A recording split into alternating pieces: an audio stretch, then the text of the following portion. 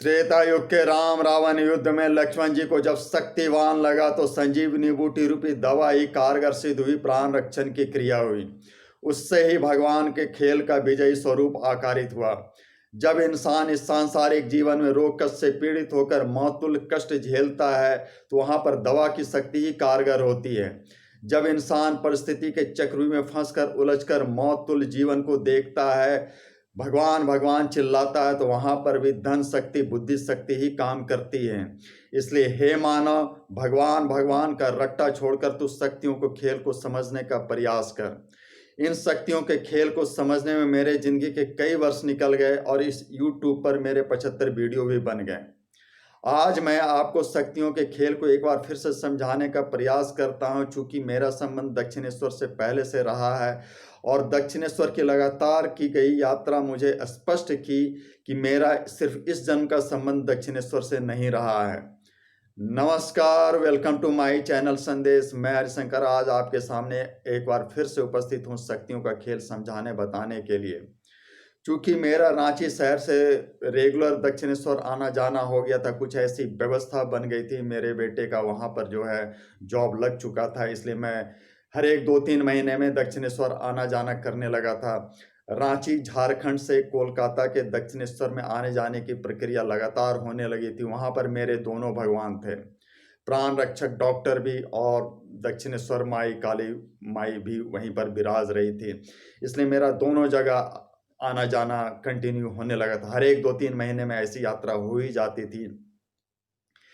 दक्षिणेश्वर वस्तुतः जो है माँ गंगा के किनारे बसा हुआ परमहंस रामकृष्ण देव जी की तपस्थली है, जहाँ पर कि विशाल प्रांगण में जो है माँ श्याम श्यामा शिवा शिव विराजमान है। इनकी शक्ति वहाँ पर जो है स्पष्ट दृष्टिगोचर होती है। तो मेरी जब यात्रा वहाँ पर लगातार होने लगी तो महामाया अपनी माया शक्ति से, ब्रह्म शक्ति से मुझको बारंबार कंफ्यूज कर रही थी, जिसको समझने में मेरे कई 1.5-2 साल निकल गए। उसके बाद मुझको समझ में आया कि महामाया अपना खेल दिखा रही है। होता यह था कि जब मैं वहाँ पर प्रवेश करता था और पंक्तियों के माध्यम से सीधे सामने से प्रतिमा दर्शन करने का विचार कर ऐसी पंक्ति में ही लगता था जिससे कि मैं सीधा उन तक सामने से पहुँचूँ और उनका दर्शन सामने से हो सके। जब भी मैं प्रतिमा के पास पहुंचता था, वहां पर व्यवस्था ऐसी होती कि प्रतिमा के सामने आप पहुंचते हैं और बहुत ज़्यादा समय आपको नहीं मिलता है और आपको हटना पड़ता है, बाहर निकलना पड़ता है, चूंकि कतार लंबी रहती है। इस तरीके से मैं जब उनके पास पहुंचने लगा तो प्रतिमा को सामने से यूं प्रणाम कर देखता तो कभी वो मुझे छोटी दिखती, कभी शिव जी छोटे हो जाते, कभी वो टेढ़ी हो जाती, कभी वो बड़ी हो जाती, कभी शिव जी बड़े हो जाते। और वो हमेशा एक भ्रम जो है मुझे कन्फ्यूज करता था। मैं समझ नहीं पाता कि ये क्या हो रहा है, प्रतिमा मुझे ऐसे ही दिख रही है, ऐसे ही बनी हुई है। और यह सोचते सोचते मैं लाइन से बाहर आ जाता और सोचता कि अच्छा ठीक है, अगली बार जरूर देखेंगे, समझेंगे। और अगली बार फिर वो अपनी शक्ति से एक नया रूप दिखाती, नया खेल दिखाती, नए तरीके से फांसती।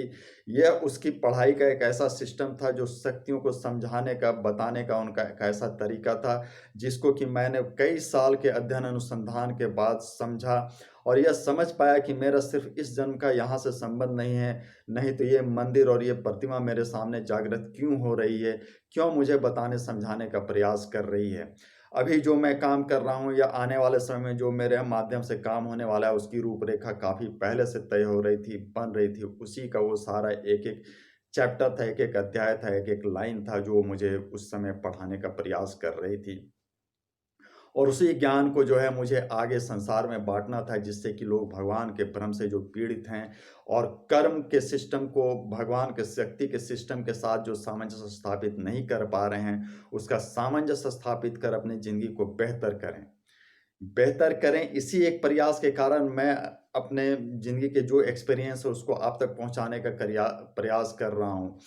करीब-करीब 50, 60, 70 वीडियो मेरे इसी भाव को समझाने और इसी का बेस तैयार करने में निकल गए हैं कि लोग शक्तियों को समझने का प्रयास करें, तभी जाकर उनका जो कर्म है और उनका जो सिस्टम है जीवन जीने का, दोनों में सामंजस्य स्थापित होगा और उनके ज़िंदगी का जो परिणाम है वो बेहतर होगा।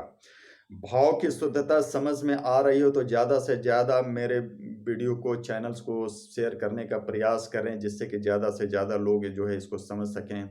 और अगर आप मार्केटिंग के भ्रम में उलझे हुए हैं तो आप वही समझते रहें। मेरा प्रयास धर्महित मानवहित में होता ही रहेगा, धर्महित मानवहित में प्रयास जारी रहेगा। जय महाकाली, जय माता रामा।